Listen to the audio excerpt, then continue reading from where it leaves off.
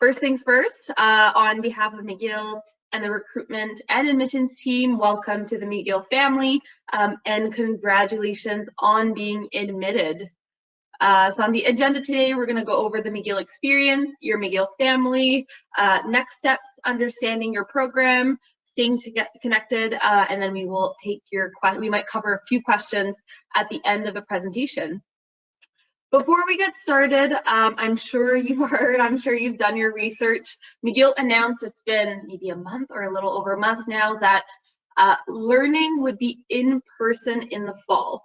So it's a quite vague statement, but basically means that you're expected to be on campus in the fall, and that learning, hopefully, as much as we can, will be in person. So classes are expected to take place. I don't know how big they will be, but basically you're expected to be on campus. So that's great news, and that's obviously unless everything goes well with the pandemic. So that's really good news, and we really hope it will stay that way. So we're very excited to be celebrating our 200th anniversary. McGill is a name that is known all over the world, and a Canadian degree is recognized internationally, and even comes with a certain prestige. So you will be receiving a very portable degree. It will be recognized no matter where you go, whether you decide to stay in Montreal, Quebec, Canada, or go and study or work abroad. We're also very excited that you will be able to join us in person, and we'll be able to celebrate our 200th anniversary in person. Our student population is very diverse. Our students come from more than 150 countries. This represents more than 30% of our student population. We're actually one of the most multicultural universities in North America. So not only will you graduate with a highly recognized degree, you'll also have the opportunity to learn about other cultures, languages, perspectives. This can really add to your education. It's not something you learn out of the classroom. Montreal is another reason why a lot of students choose McGill. Just so you know, I'm not sure where. Actually, I would love if you could all share in the questions section, not in the chat section, but in the questions section, where you're joining us this evening. So you can share it now, so like what city and what country you're joining us. I'm assuming it'll be mostly in this time zone, but you never know. We're always surprised. Perfect, let me take a look.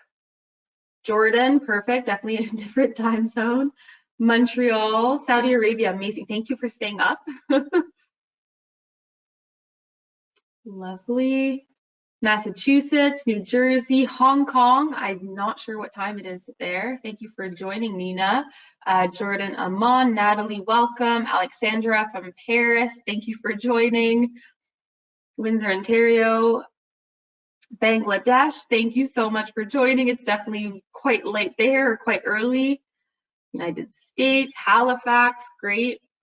France, welcome. Quebec, that's where I'm from. Welcome, Mathieu. France again, Dubai, lovely. India, it's 4:30 a.m. and I stayed up for it. Well, hopefully we'll really make it worth it for you. Illinois, welcome, Anne-Catherine. Morocco, welcome, Sarah. This is amazing. I'm always so surprised. Perfect. Originally from Jordan, great. Halifax. We put it an hour earlier for Maritime students. Trois-Rivières, London, UK, definitely late there as well. Paris, sorry, this is never ending. Saint-Sauveur, Charlottetown, PEI, lovely. Turkey, it's 2 a.m. Thank you. France again. India, we have a few from India. Malaysia, so I'm so amazed here. Montreal, amazing. Thank you so much, especially those of you who are joining us in the middle of the night. Great, so a lot of you are not familiar with Montreal, so I'm glad that I'm covering it. So to give you a good idea, Montreal is the second largest city in Canada. The population of the city of Montreal is about 1.8 million, and the metropolitan area 3.5 million. We've been consistently ranked as the best student city in North America year after year. We actually have 4 universities on the island of Montreal. Yes, we're an island. And this makes for 250,000 students in the city. We're actually the city in North America with the most students per capita. We're also a very affordable city compared to other larger cities in North America. This is definitely something worth keeping in mind. It can make a huge difference at the end of your degree with your budget. The cost of living is quite affordable. Rent is much more affordable than a lot of cities in Canada. So definitely keep this in mind, definitely a huge advantage. And it's also a very safe city. I've lived here for several years and I've never felt unsafe. This slide will also give you an idea where we're located. So we're in a very central location. We're only 45 minutes away from the US border, maybe 5 hours from Boston, 7 hours, 7 hours from New York, an hour and a half from the capital of Canada, Ottawa, 2.5 hours from Quebec City. So lots to visit, lots to explore on the weekend. And us Canadians, we're used to driving. It might sound like a lot driving in New York City for the weekend, but in Canada, we're used to driving long distances. Montreal is a very vibrant city. There's always something going on. If that's the environment that you're looking for. We have such strong culture, a lot of European French influence on our culture. We have so many bars, restaurants, cafes. We have a ridiculous amount of festivals. We literally find reasons to have festivals, Poutine Festival, Kombucha Festival. We have a lot of very distinct neighborhoods. You can kind of see a few of them here. So bottom left, this is on the plateau. We have murals all over the city. Top right is the old port. So that you basically feel, it's the oldest part of the city. You basically feel like you're in Europe. We're known for our bagels. We have a really good public transportation system, but actually Montreal is a very compact, very walkable city. I walk everywhere. I never take the metro. I also bike everywhere. So very, very fun city. You will never be bored. There's always something going on, no matter the weather. So it does get cold. I know some of you are joining us from warmer climates, but students get used to it. They learn to make the most of it. Life goes on in Montreal. We're used to it. We've always gotten a lot of snow, and it's another reason why living in Montreal, studying at McGill is unique. We even have this music festival. It's called Igloo Fest. It's basically a very popular music festival with a lot of big names, very popular amongst McGill students. They wear one-piece vintage snowsuits. And it's in the middle of winter. We pretend like it's not -20 and snowing. So it goes to show how used we are to the colder weather.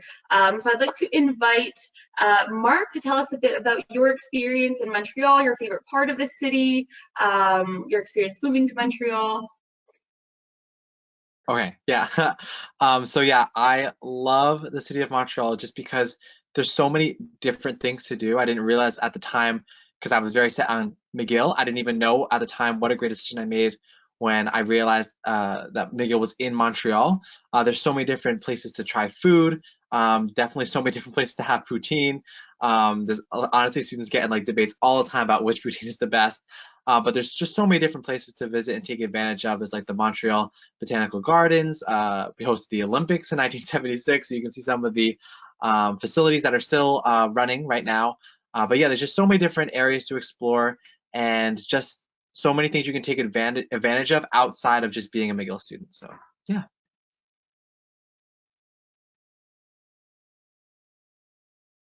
Thank you, Mark.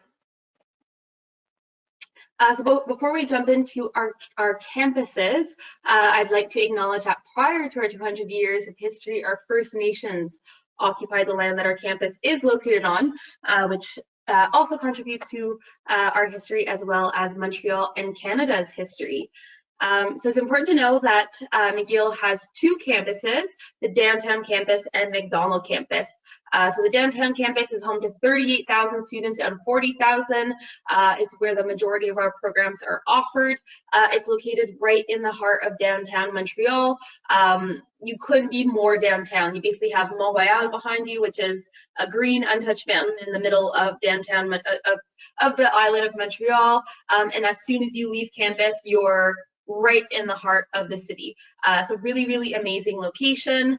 McGill being an older institution, it's a really nice, cool mix of historic architecture and modern state-of-the-art facilities. And we do have another campus, and I'd like to invite Alexa to tell us a bit about it. Sure. Hi, everybody. My name is Alexa, if you forgot or weren't here for that. I also forgot to mention I'm from New York, so I thought I'd like to say that too.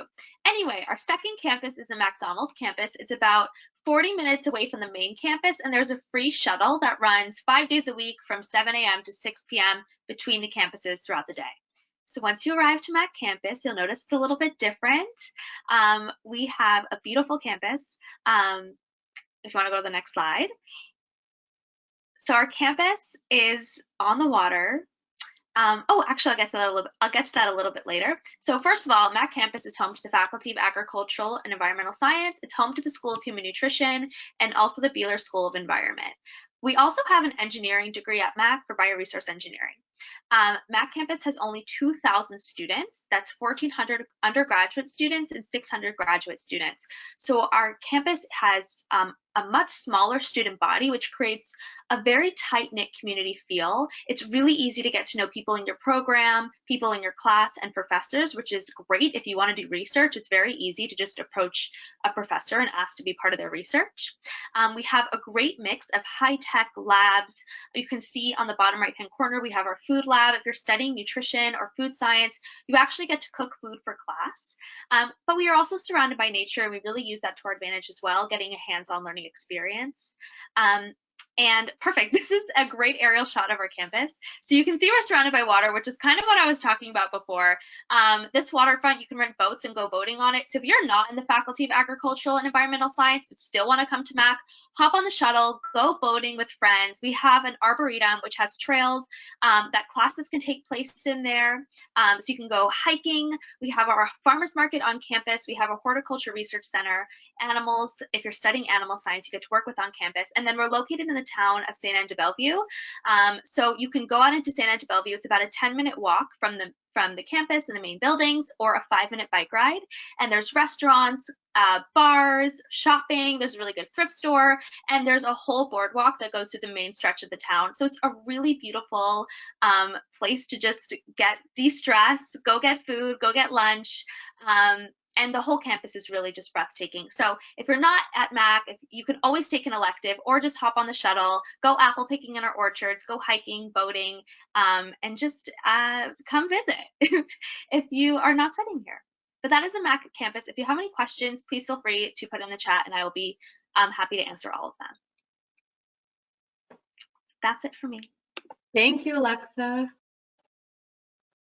So I thought this would be a good opportunity to mention that we have a virtual campus tour. So unfortunately, campus is currently closed. You can't visit campus because of the pandemic, but we have a virtual campus tour with 360 view photos of both the downtown campus and McDonald campus. This will give you an idea if you can picture yourself as a student at McGill. We also have My Story at McGill. So we have current students from different backgrounds, different programs. They'll basically talk about their story at McGill, their experience as a student at McGill. So another great opportunity to see if you can picture yourself as a McGill student. So Alexa will share the link in the chat.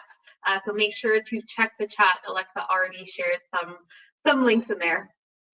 I'd like to encourage all of you to join the incoming class Facebook group. So for the downtown campus, or really for everyone, I know it's McGill 2122. So you should be able to search it on Facebook. So this one is really for all incoming students, and then we also have one specific to McDonald campus. So you'll be able to join it at McDonald 2122, and you should receive an invitation by email. It's great. Students are introducing themselves. We're giving out swag. We're doing different contests. So I really encourage you to join, and it's a great way to our group chat. Lots going on, so it's a really great way to meet people before coming to campus in the fall. So you've been admitted. What happens next? I'm going to go over a few important steps. So the most important thing, or the first step is planning your finances.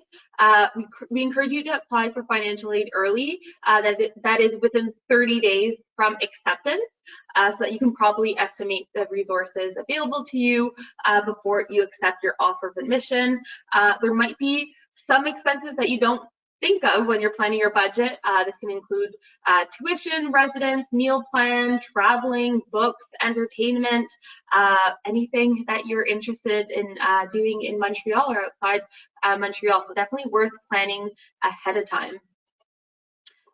This will give you an idea how much, I'm sure you've seen this before, it'll give you an idea how much it might cost you for one full year at McGill. There are 3 different categories that you can fall into: in province, Canadian. This includes students from French students or students from the French community of Belgium. And then there's also the international category.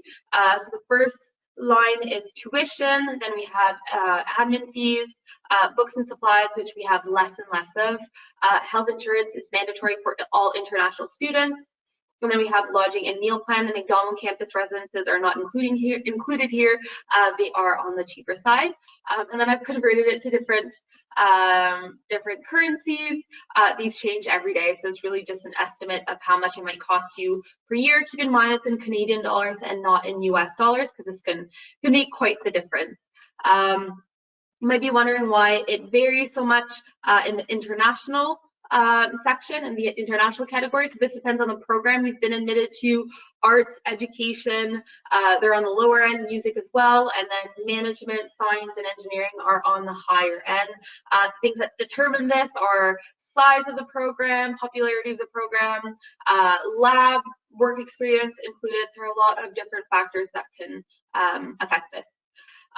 The next step, another really important step, is preparing for your arrival. So applying for your immigration documents. You can apply as soon as you receive an offer of admission from a Canadian university, which is the case for everyone here. So you can apply now, and I do really encourage you to apply as early as you can, as soon as you can. Start now, as there can be delays, especially with the pandemic.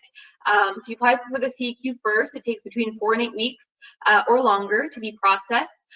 Then you apply for your, the CEQ is specific to Quebec. Then you apply for your study permit, which can take a couple of months to be processed, or even longer with the delays due to the pandemic. So all I can say is just apply right now. Apply as soon as you can. The next step is accepting your offer of admission. So this takes place on Minerva. Hopefully you're all familiar with Minerva by now. So you log into your Minerva account, you go in applicant menu, applicant status, accept your offer of admission to one program choice, and you have to pay the non-refundable deposit by credit card. We get this question a lot. It's important to note that accepting an offer of admission to one program will not affect your offer to your second program choice. And also, we do appreciate if you decline an offer that you're not interested in. So you might get, when you accept your offer of admission and another one is still pending, you haven't received an answer for the other one, you might get like an alert. Basically, it's just reminding you what I just said, that it won't affect your application to another program. So if you're set on McGill, accept it, and you're interested in both programs that you applied to, accept it now, and then if you get the second offer, you can just change it later on. So applying to residence. Whoops, let me just make sure everything is there. So this will happen soon. You will get news soon, I promise. There are delays because of the pandemic, but not to worry, all first-year students are still guaranteed residence. I'd like to invite Sam to tell us a bit about your experience applying to residence, living in residence. What was the application process like?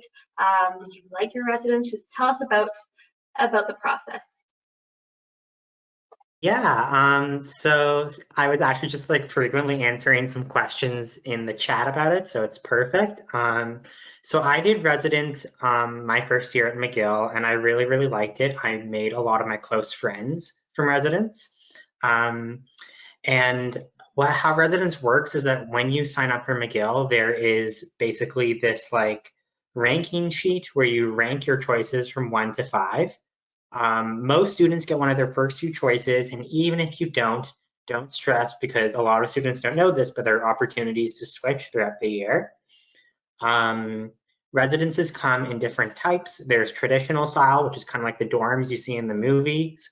Also hotel style, which is like old hotels that McGill bought and renovated and turned into residences. And there's also apartment style. There's only one so far called Solon Hall, but that's essentially for students who really want that sense of independence right off the bat and to feel like they're living in an apartment. I did traditional style and I really, really liked it. On every floor, there is a floor fellow, which is kind of like an RA or Don. Different universities use different names for it. But my floor fellow organized a lot of fun social bonding things with my floor, including like walks on the mountain and like Oreo nights. And I made a lot of really cool, close friends from that.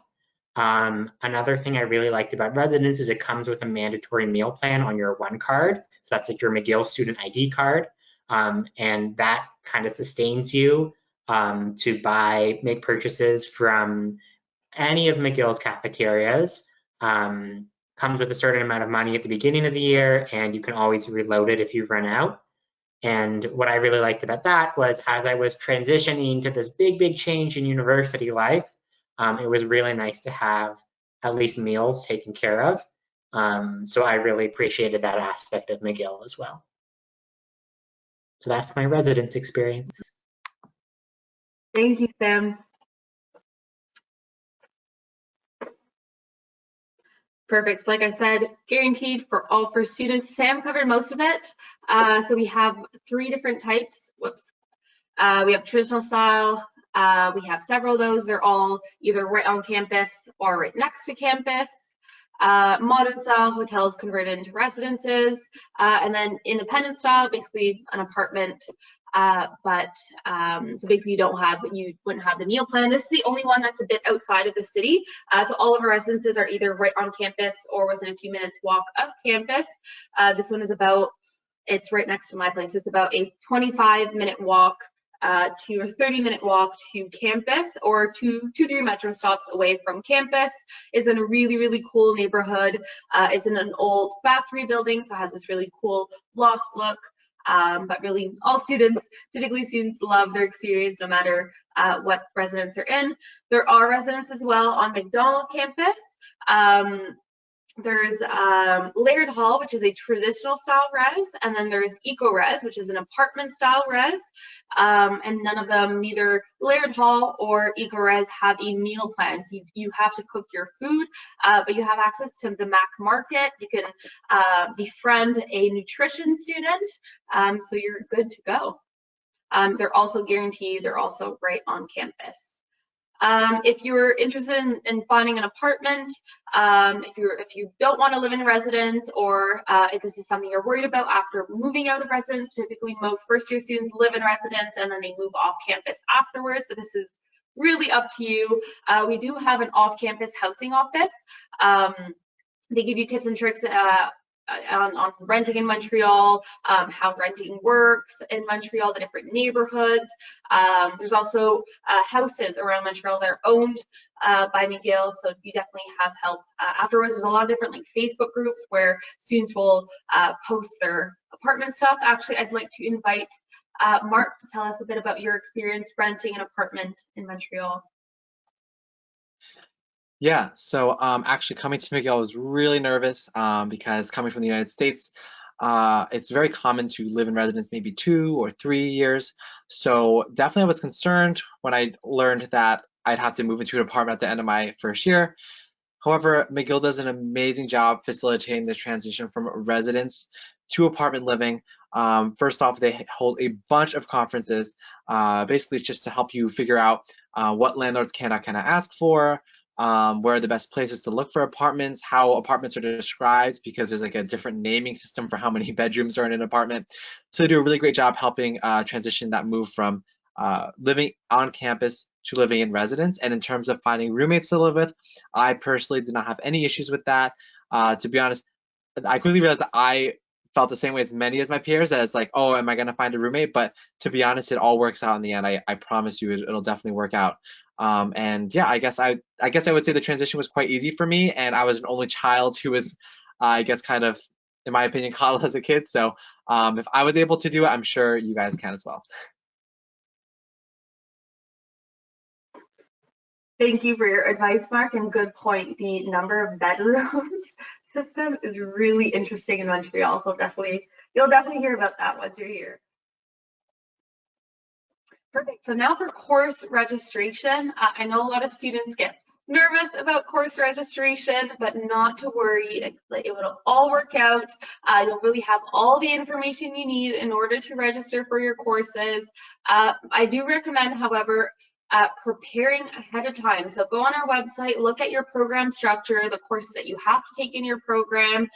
You want to understand your degree and program requirements. You have kind of like a schedule planner on Minerva. You have access to academic advisors. So not to worry, it'll all work out. You'll really get all the help that you need. Typically registration takes place in the summer. We don't have the exact date yet. And you register for both the fall and the winter semester. But there's an add drop date, which we call. So basically, you go to your class the first week of school. Usually you have maybe 2 weeks. And then if you have a bad feeling about that class, then you can just drop it and register for another class. So really not to worry, everything will work out. I'd actually like to invite Nicoletta to tell us about your experience registering for courses. Everyone. So when I was registering for classes in my first semester, I was very anxious because I had never done it before. And the process on Minerva takes a bit getting used to, but what I did was I met with an academic advisor. I'm in the Faculty of Arts, so I reached out to the faculty and said I wanted to speak to somebody regarding course registration. I was in U1 when I entered McGill, and so I had to declare my major before I registered. So the advisors helped me declare my major. They explained to me the differences between different programs, and they also helped me register so I could get used to the system, because it's a little bit difficult to get used to. So that was my experience. And then after that, I meet with an academic advisor in the beginning of every year just to make sure I'm on the right track for graduation, and just to make sure that I'm not taking courses that are too program intensive in one semester, or to take courses that really fit with my program and that I'm on track to graduation. So that was my experience registering for courses. Thank you, Nicoletta. Perfect. So the next step after that is submitting your documents. I'm sure all of you have already submitted documents. Some of you didn't have to. Some of you already had access to your documents. So you'll have to submit, some of you might have to submit legal documents. So the submission instructions are based on location, depending on where you're coming from. You'll find all of this information on our website, so mcgill.ca/accepted. You'll find the necessary information here. This is where you'll find really the steps that I'm going over right now. You'll find all of these steps on that section of the website in detail, and much more detail than I'm covering right now. Typically, you'll have to submit by web form. In terms of final marks, so you've all received a conditional offer of admission. Some of you might have already graduated and received an official offer of admission. So you'll have to submit your final marks to prove that you pass all your courses, that you graduated. And again, submission is based on your location. So depending on what country you're in or what province you're in, there might be different instructions. So you'll really find all that information at mcgill.ca/accepted. Alexa just posted it in the chat. So again, Alexa's posting a bunch of really important links in the chat, and I'm sure you've already taken a look at this website. Perfect. So now that I've gone over the next steps, in order to register for your courses, you'll want to understand your program. So I'm going to elaborate a bit on this. So especially those of you coming from countries where the system is very different, The education system is very different from Canada. This is one thing that you might not be familiar with. So there's a difference between degree requirements and program requirements. So in order to obtain a diploma, to graduate, you'll need degree requirements. This is relative to your diploma. So I'll give you an example. Let's say you're doing a Bachelor of Arts, and then you have a program requirements. So this would be what you declare your major in. So actually, no, I'm going to give a different example. Sorry, the Bachelor of Commerce. So your degree requirements would be Intro to Marketing, Intro to Accounting, Intro to HRs, all the basic business courses you have to complete in order to obtain a Bachelor of Commerce. And then your program requirements would be your major in marketing, for instance. You would have to complete certain requirements, certain courses in marketing specifically. So your major is your area of specialization. So you have to complete these two components in order to obtain a diploma. And then you will also have room to take courses outside of your program. So in Canada, all students, it's mandatory for you to take a course outside of your program, explore different things, take electives, you might discover new passions. So hopefully this is clear on you on how you obtain a diploma in Canada. So in terms of the semester system, this can be quite different from one country to the next. So in order to graduate, you need a total from 90 to 150 credits. One course is between 3 and 4 credits. One semester is 4 to 5 courses, so 12 to 20 credits. 4 to 5 courses is what is considered full-time. This is up to you. If you're an athlete, if you really want to get involved, if you want to start off not too intense, you could take 4 courses instead of 5. It's really, really up to you. You could add a semester in the end, take summer courses. Maybe you received advanced standing. That way you have more room to take fewer courses. And then 1 year is typically 2 semesters. You also have the summer semester, which is optional. So a total of 24 to 40 credits. What determines the number of credits in order to graduate depends on the program. So engineering is on the higher end, arts is on the lower end. It also depends how many advanced credits you are. So there are a lot of CEGEP students joining us today. They automatically have 1 year credited, so they would have about 90 credits to complete. It depends on how many advanced credits you receive. So it really, but not to worry, this will all be clear to you when you're registering for courses. We'll make sure you have all the credits you need in order to graduate. Also, some programs have labs, so typically the science programs. In terms of semesters, like I said, there's the fall and winter semester. Typically, students will complete these 2 semesters. The fall semester goes from September to December. The winter semester from January to April, and then you have 4 months off in the summer, or you can do a summer semester, which is typically accelerated, so it's like a month to a month and a half, and this is optional if you want to take less courses, if you want to accelerate your program, so this is really up to you. And Montreal in the summer is awesome, so I'd recommend taking a summer semester. So I mentioned advanced standing. So McGill grants advanced standing depending on the curriculum you're studying, the courses you've taken and the grades you obtain. To verify your eligibility to receive advanced credits, you can find more information on our website. So on our website, you'll see, okay, you're studying the French bac. This is the grade you obtain. This is the stream that you're doing. You'll see exactly how many credits you're receiving. Some other curriculums, it's really course by course. Depends what program you're applying from, what program you're applying to. So it's really case by case. CEGEP students, it's automatic. You get 1 year credited, and you should receive this over the summer, usually before course registration, so that you know what courses to register for. So you'll see here, like IB, you need higher level with a result of 5 or better. French, you need mention assez bien. A levels, C or better. APs 4 or better in your AP exams in order to get them credited. So I believe I mentioned this, perfect. So the number of advanced credits you receive will determine what year you're in. So I'm sure you've heard of U0 or freshman year, U1. This can be quite confusing to a lot of students. So in a nutshell, if you've received under 24 credits of advanced standing courses recognized at McGill, you'll enter as a U0 student, a freshman student. At the end of your first year, you'll be able to declare your major, add a minor if you'd like. If you've received more than 24 credits of advanced standing courses recognized at McGill, you will enter university as a U1 student, and you'll declare, sometimes some students will declare their major over the summer before starting. You can decline credits, but you cannot decline course exemptions. The way I describe U0, U1 is a category. It's not necessarily a year, because even if you're in a U1 category, you could have 24 credits and you'd still have to take U0 courses. It's kind of just a category. It will determine what courses you have to register for on Minerva, what date you register for your courses. It's not necessarily a year. So don't worry about that if you don't understand it perfectly. It's just really a category that we put you in, and you'll have all the necessary information you need. You'll have access to advisors if you have more questions. So we do have some vocabulary, a few terms that some of you might not be familiar with.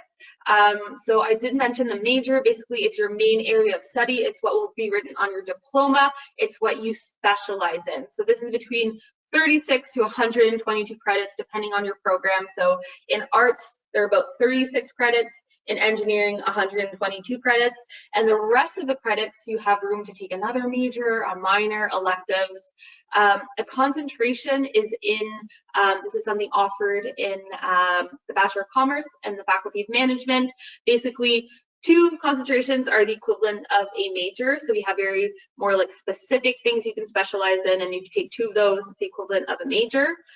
Honors is a degree of specialization in the area of your major. This is something you would apply to after your first year. So basically, you really specialize in your major even more than a major, and you have to complete a research project. This is popular among students that are interested in completing, going to graduate school after. Minor is kind of like a mini major. It's a complementary area of study. It won't be mentioned on your diploma. It can be outside of your program, outside of your faculty, and it's between 18 and 24 credits. Electives are courses taken outside of your program. Outside, you can take them outside of your faculty.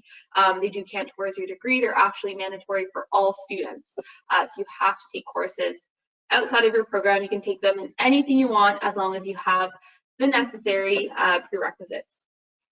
So depending on the program you're studying, the program structure will vary quite a bit. So here's an example with a Bachelor of Arts. Because there are less credits in your major, you have room for 2 majors. You have to do at least a major and a minor. You have room for 2 majors, a minor, major, a minor, 2 minors. Anyway, you just basically, it's a very flexible program, and you can take your time in first year, take courses in a bunch of different programs within the Faculty of Arts, and decide later on. So here's an example of what a student could do in the Bachelor of Arts, and there are a few for U0 or freshman students. There are a few basic courses that you have to take, so 6 credits, just 2 courses in the following subjects here. Here's an example of the Bachelor of Science. So the major, as you can see, has 63 credits instead of 36. So you have less room to take a minor or electives. The minor is not mandatory. This is really up to you. You could take all electives. It's really depends what you're interested in. You do have a few required courses, as you can see here. So these are courses that you absolutely have to take in your program in order to be eligible to take more advanced courses.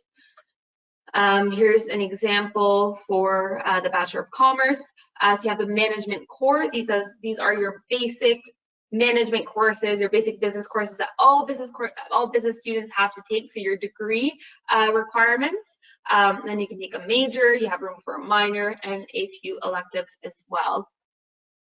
So required courses include math for some of you, but a lot of you might have taken them in CEGEP or in high school, and you would receive advanced credit.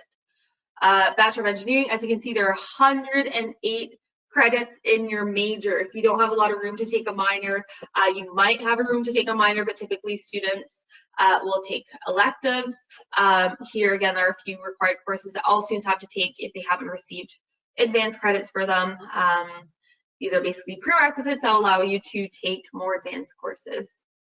hopefully I didn't cover all of the programs. This gives you an idea what it looks like. We did have a bunch of faculty specific webinars. We do have more coming up.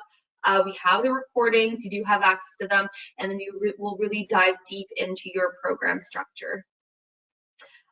We offer a lot of different services. I really recommend that you go to mcgill.ca/student services for our full list. We really didn't, I didn't put them all here on the slide. So I do recommend looking at that if there's a specific student service you're looking for to make sure that we offer it, but not to worry, you will be very well taken care of. You might have noticed CLE, C-L and E, a logo on different slides. So this is basically the group that will take care of you after you accept your offer of admission after May 1st. They'll help you register for courses. They'll help you, they'll give you the necessary information on orientation. So you'll definitely hear from CLE in the next couple of weeks. Perfect. So making the most of your journey inside the classroom, sorry. So you might have heard that there's some larger classes at McGill, smaller classes, or different types of classes at McGill or in university in general. So I'd like to invite Mark to tell us a bit about the different types of classes, your experience with larger classrooms at McGill. Sure, so we have a whole bunch of different types of classes at McGill. So you can see that large lecture here on the right corner, top right corner of your screen. That's actually our largest lecture hall on campus, and it seats about 600 students. So when I walked into that classroom, I'm sure you can imagine I was definitely a little bit intimidated walking in, definitely coming from a school where the class size is about 30, as I'm sure most of you guys are in similar situations. I was a little bit nervous, and I quickly realized that a lot of my peers felt the same way. However, the professor does an amazing job keeping the students comfortable and engaged to have you answer questions on your phones and stuff like that. Really, they do a great job. They know how to, handle the room for sure. But if you do want to have more individualized attention, we do have smaller sections of lectures. These are called either labs, tutorials, or conferences. So labs, I'm sure most of you guys know what that would entail. If you're in the life sciences, you'll do labs in a laboratory with about 24 other students and a teaching assistant who's a graduate student who will watch, make sure everything's going well. We also have tutorials. If you're, for example, in a math or computer science course, you can receive extra review questions or extra problem sets to just make sure that you understand the concepts. And we also have conferences which are offered through the Faculty of Arts. So you can definitely take advantage of those. Those are basically, let's say, if you're in a political science course and you got assigned a reading, you can go to these conferences and the TA will just make sure that everyone's on the same page, make sure everyone understands what the reading was, just to make sure no student is really left behind. That's really our main goal. And then we also have, in addition to that, office hours where you can talk to professors and TAs if you have any questions about the class, or if you want to talk to a professor about research, or if you want to talk to a professor about, hey, I've read an essay, can I bounce some ideas off of you? And in addition to that, we also actually have student tutoring, which you can definitely take advantage of. We have student tutoring for lots of, especially first year classes, where you can maybe get a second perspective from a student if you're maybe having trouble with the concept. So I wouldn't be too nervous about the large lecture sizes, which you might encounter in your first year, because there are lots of alternatives to make sure you still get that more individualized attention. Thank you, Mark. Perfect, so we're getting close to the end of the presentation. So as I'm sure you've heard, McGill students are known to work very hard, but also to play hard with over 300 clubs and services representing various ethnicities, interest groups. You're sure to find something that you're interested in getting involved in. And this is something that's really important in Canada. Getting involved is as important as going to class. If you're applying to a job, if you're applying to a graduate program in Canada, we're going to ask you, what were you involved in? What did you do outside of the classroom? And it's also a fantastic way to meet new people, to discover new things. So I could not recommend it enough. It's not uncommon to meet a McGill student involved in 5 or a bunch of different clubs. I'm sure you have also heard me pride ourselves in being a research-intensive institution. This means that as an undergraduate student, you can participate in research and learn from Graduate students, professors who are conducting their own research, you also have opportunities to conduct your own. You could also complete a field study semester, at one of our campuses. We have one in Barbados, Antarctica, Panama, Africa, different locations across the globe. They really specialize in specific fields, and if you're interested in that field, you can go spend a semester at that campus. We also encourage our students to take part in internships or co-op placements. Co-op is a Canadian term for internships. It basically means that it's integrated within your program, and this often leads to a job offer even before you graduate. We also have a variety of exchange programs. You can spend a semester studying at one of our 500 different universities worldwide, and this is worldwide, and this is while paying McGill tuition, which is typically on the lower end. I'd like to invite Sam to tell us a bit about your experience getting involved outside the classroom. Hello again. So I would say getting involved has actually been the highlight of my McGill experience. I can say that with confidence. When you're getting a liberal arts degree like me, you'll find that your education is fantastic, but it's very theoretical. And I find clubs are actually a really nice way to start applying knowledge, especially applying knowledge in ways that could actually lead to a career if you so desire. For example, my first year at McGill, I got really involved at student journalism. This is the Bull and Bear. It's one of McGill's many campus newspapers. It is our largest student-run news magazine. So I got involved my first year at Activities Night as a staff writer. I've since been an editor for one section, then an editor for another section, and then next year I am leading the whole newspaper. So what I really love about clubs is it's a really nice way to get to know Montreal and the city while you're at McGill. A lot of students may think, oh, I'm going to be so busy studying biochemistry and computer science that I'm not going to have time to do any clubs. But trust me, clubs will enrich your experience tenfold. They give you stuff to do. They give you new people and different faculties and different perspectives to be introduced to. And it's where I met a lot of my close friends at McGill.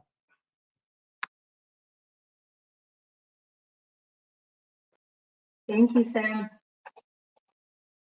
Perfect. So we're coming up on the last slide. I just want to mention that your journey doesn't end after graduation. You will remain a McGillian for life. When you graduate, you'll be part of more than 275 alumni in over 180 countries, and the McGill Alumni Association is here to provide you with support services that you need to make the most out of your education, out of your McGill degree. You can definitely take advantage of this to build your network, find a job, find a mentor. So having the McGill name, knowing graduates from McGill can surprisingly make a difference. We've covered a lot of webinars. We have a lot of webinars coming up. You will find them at mcgill.ca/accepted/events. Basically, you'll find a lot of information on this website, mcgill.ca/accepted. We've covered most of these, and we do have a few faculty webinars coming up. Most importantly, next Thursday, we have Meet McGill coming up. So this is kind of like an open house, but for admitted students. This is a great opportunity to talk to current students and also to talk to professors, to advisors from your programs. This is where you can really ask specific questions. What do you study in this program? What courses do you recommend I take in that program? Does it make sense to do a major in this, a minor in that? Those very specific questions that we can't answer today. I do recommend talking to current McGill students so that you can see if you can picture yourself as a McGill student. So I couldn't recommend it enough. We're going to have a bunch of webinars, presentations, workshops throughout the day, contests. We'll be giving out swag, and it's, I believe, from 8 a.m. to 8 p.m. So you're sure to find a time to join the event. But then again, some of you get up in the middle of the night to join these webinars. So couldn't recommend it enough. I'd like to remind you that we have the virtual campus tour. Definitely recommend it. And this takes us to the end of our presentation. Again, go to mcgill.ca/accepted, read the next steps in details. I encourage you to follow us on Instagram. We have a recruitment and admission specific Instagram. We do takeovers, answer questions. I also encourage you to join the Facebook group, introduce yourself. We have a lot of upcoming webinars on the website I was just mentioning, and you can also start looking into Clay, which is the group that will be taking over after recruitment.